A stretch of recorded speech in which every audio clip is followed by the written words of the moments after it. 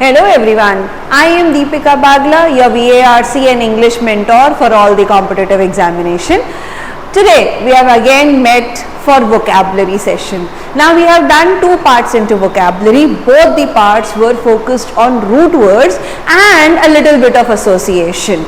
Today we are going to see a new methodology of vocabulary. Now this methodology is going to bring in multiplication of vocabulary. Till now what we were doing, we were working on one word, we were finding out 2-3 words out of it, or we were connecting the words together, we were finding the basic meaning of the word, the root meaning of the word, and then trying to build over the word. But today what are we going to learn is what is going to be too fruitful for your examination. And what is that? That is grouping the words together.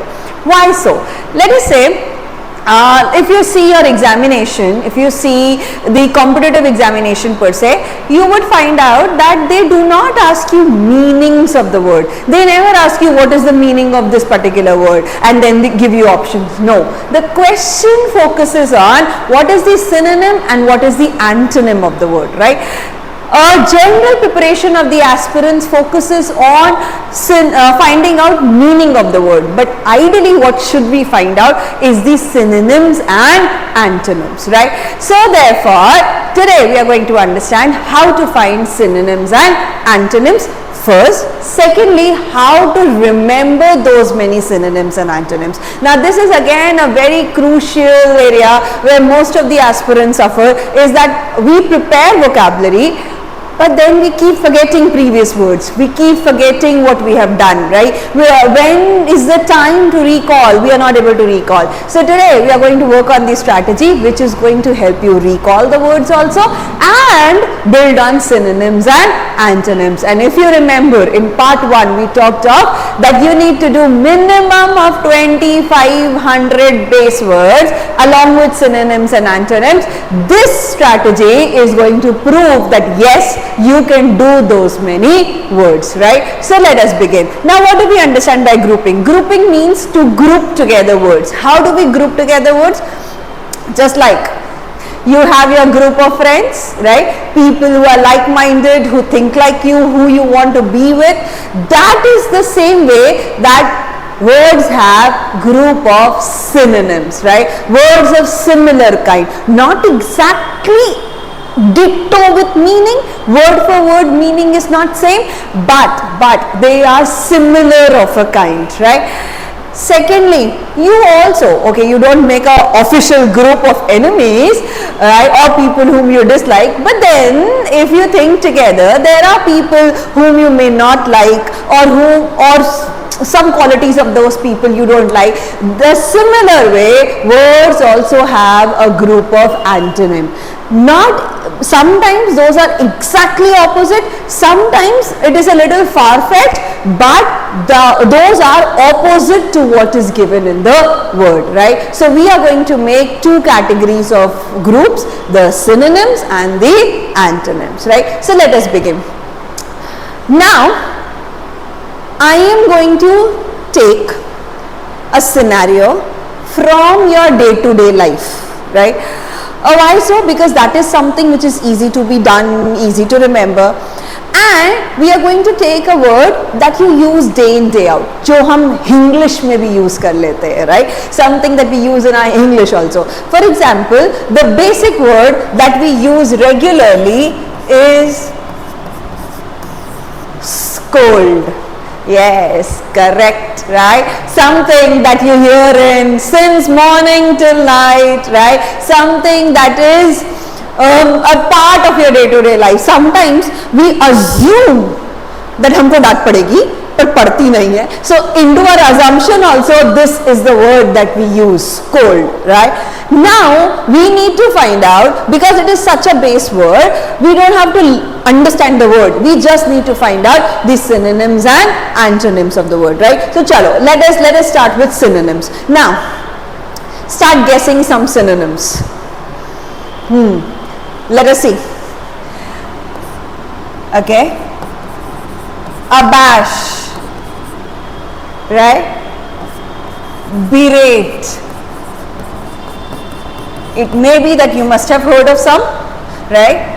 Chide,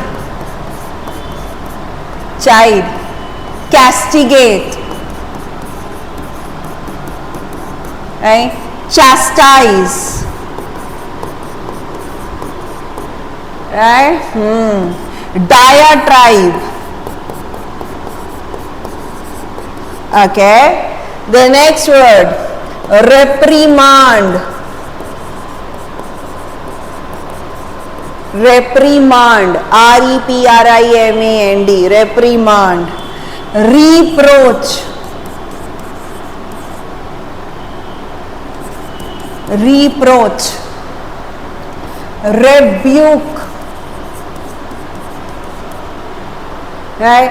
Tirade, and there are many more, but let us say this is what we work on, right? So therefore all these words are, number one, your high frequency word list. That means these are the words that they ask you in your examination. If you go through previous year papers of the examination that you are going to take, you will identify these words there. So these are your high frequency word list, number one. Number two, these are the words out of which many you don't know, right? Many are new to you, and if some you must have heard of, or while reading books you must have seen those words. Still, to identify those words, use it into day-to-day life, or when the question comes to identify the meaning of the word, that is something that has not been a regular occurrence for you. So these are the words that you have to work on, right? Number three, how many words have we done? Say 1, 2, 3, 4, 5, 6, 7, 8, 9, 10. We have done 10 synonyms of a base word scold.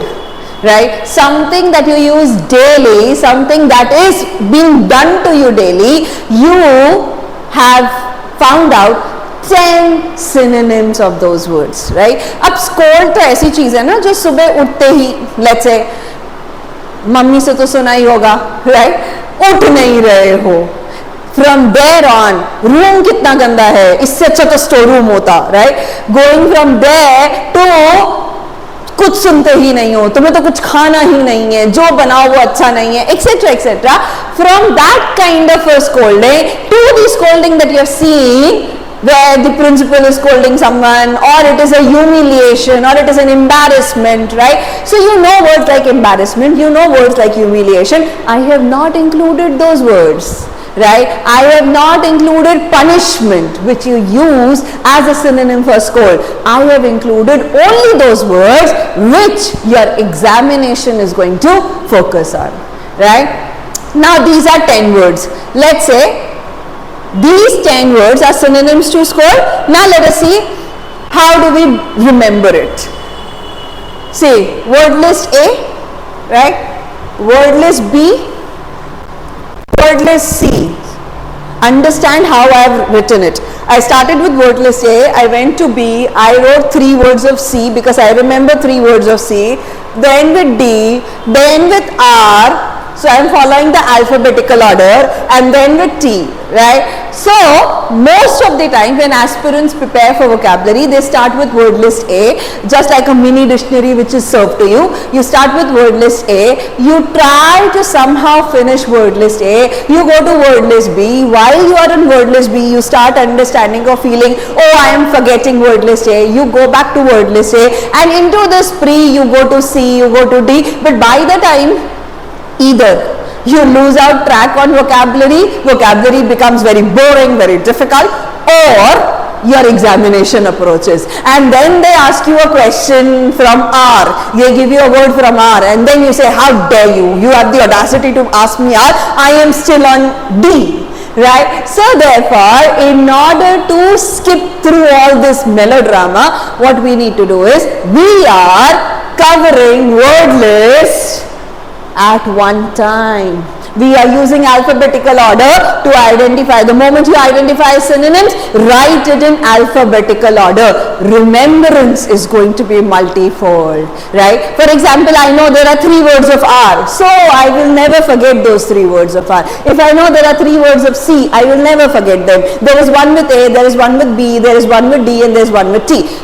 Locked, right? This is how we remember vocabulary. Secondly, why have I written in this a web format, such melodramatic format, right? I could have written it in a vertical or a horizontal manner, and as you know, let's say paper, right? So therefore we try to reduce in writing, we write it as close by as possible or in a vertical manner. But why have I not written that? Because when we read it through vertical or horizontal manner, it is a plain text served to us, and a plain text, you know, newspapers, right, are boring. A novel may not be interesting for many of you until and unless you get the hang of it, you become a voracious reader. But a comic book, you might pick up and want to read. A magazine with good amount of pictures, you might want to pick up and read, right? Similarly, pictorial representation is something that goes handy with us, right? That has a picture set in our head. If you remember, into your school, right, if I talk of science background student, if you are into class 11th and 12th or post that, then you would understand what I'm trying to say. With circuits, with electromagnetic, right, physics, what you used to remember is PN junction, right, how to make a diode, you remember, right? So you used to remember the diagram, and then you used to make the diagram, and बाकी theory तो हम लिख ही लेंगे, right? Economics, what you remember is just the graph, supply demand graph पता चल जाए with the changing scenario, rest तो we will be able to write. And similarly for anyone, since you started school, even into your EVS book, if you remember, when you sneeze, put a napkin on your nose, right? Cover your nose before you sneeze. You used to have a picture of that into your EVS book. That picture is still there. When I am talking of this, you can think of that picture. A pictorial representation is made. So pictorial representation stays with us for a longer duration of time. When you are going to read this web, right, and when you are going to revise, so you are going to revise it on your fingers, and then you will remember, oh, ऊपर एक word था, it was there at the top, I am forgetting that, let me revise that. So vocabulary would no more be an ocean. We have streamlined vocabulary by working on synonyms of the word, that too in a web format. Are we good? Understanding, right? So this is how we build groups of synonyms. The last thing to be seen. Now, see, 10 words. What is the meaning of 10 words? Exactly. The meaning of all these 10 words is nothing but scold. How easy to remember. So you are remembering one simple basic meaning, scold, and you get 10 words out of scold, right? So therefore remembrance becomes easy, right? But the story does not end here. The story goes further. The story goes further in the manner that those were friends of scold. Let's find enemies of scold. That means antonym to scold. So if the day you are not being scolded, then what do you receive? Which you always long for, right? That is nothing but praise. Right? Something that we long for. Now if I ask you synonyms of praise, you are going to give me appreciation. Fantastic. But now you hear this word appreciation, see the word appreciation, and then see these words. What do you think? Will appreciation also feel appreciated? Kind of no, right? The word that we need has to be this heavy word, high frequency word that can be asked in your examination. So let me take you through that. See this. Panegyric. Panegyric, right? Okay, no issues, I can understand. The word is like this, right? Plaudit, plaudable, right? Extol, exalt, encomium, many more, right? Many more. You can go on, right? So all these words are nothing but synonyms to praise, right? So we are talking of high frequency word list with heavy words, फेंक के मारो लग जाए वैसा वाला, right? So we are talking of those kind of words. So these are the words, and you can keep on adding to it, right? These are the words that are synonyms to praise, but these are the same words which are antonym to scold. Are you understanding? These are the same words which are antonym to scold. So therefore, synonyms to praise, antonyms to praise, synonyms to scold, antonyms to scold. Are you understanding? Right? So what are we doing is, let's say you have found out 8 to 10 words synonyms, 8 to 10 words antonyms of a particular word. You are working on around 16 to 20 words at a time. And what are you remembering is only one meaning. Are we good? Understanding? Everyone viewing this, you must have always, once in a lifetime, you must have always thought of, oh, let me improve my vocabulary. I will do 5 new words every day. कितने दिन चलता है वो? Right?